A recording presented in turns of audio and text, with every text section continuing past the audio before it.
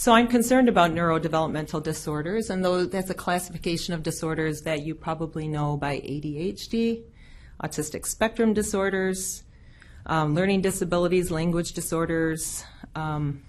Those are the disorders that I see that are often caused by injury to the brain and central nervous system early in development.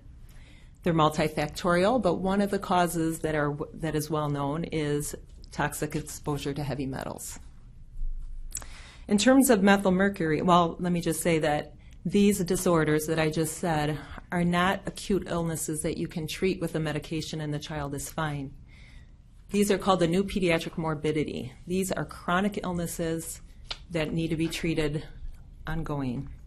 They cannot be cured, only managed. So in terms of methylmercury, we all know that is mostly the exposure is to fetuses by pregnant women eating fish high in methylmercury.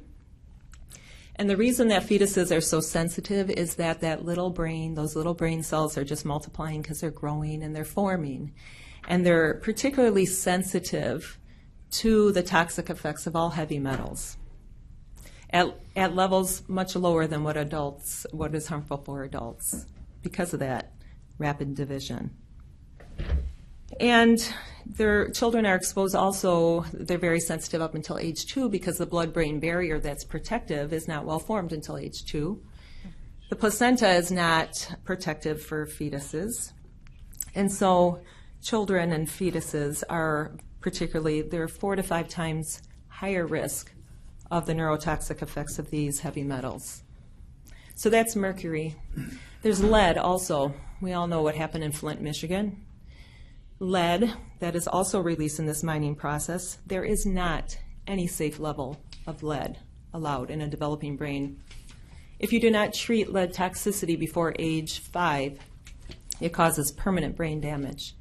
We're talking about intellectual disabilities and emotional and behavioral disorders that cannot be reversed. And this causes significant emotional stress for families and financial stress for families and communities and society in general.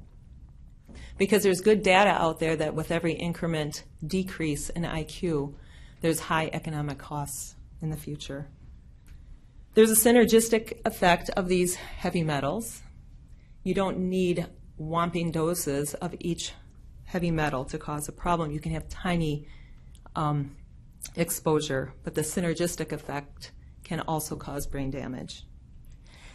And children with neurodevelopmental disorders also have other mental health issues, anxiety, depression, and other behavior problems that often require, family med is the first line, but they often require psychiatric intervention and possibly psychiatric hospitalization, which is a further economic and emotional toll on families and communities.